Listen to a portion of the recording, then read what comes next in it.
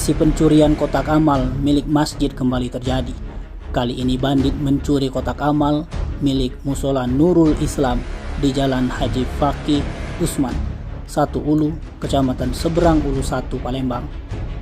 Aksi pelaku mencuri kotak amal terekam jelas pada kamera CCTV di beberapa titik di area dalam dan luar musola.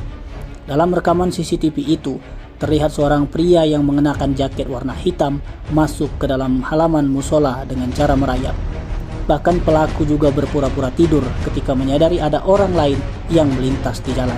Pelaku kembali melakukan aksinya dalam masuk ke dalam musola melalui jendela sebelah kanan dengan cara mencongkel.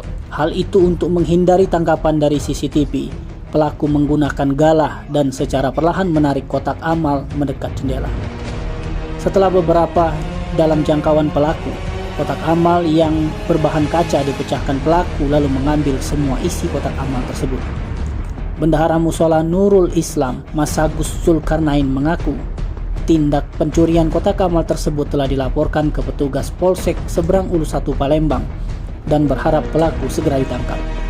Sementara itu, Kapolsek Seberang Ulu 1 Palembang, Kompol Ahmad Firdaus mengatakan selepas menerima laporan korban, petugas SPKT Polsek SU1 turun ke TKP dan melakukan olah TKP. Laporan telah ditindaklanjuti oleh petugas reskrim guna melakukan penyelidikan. Tim Liputan Sumsel Abed TV melaporkan.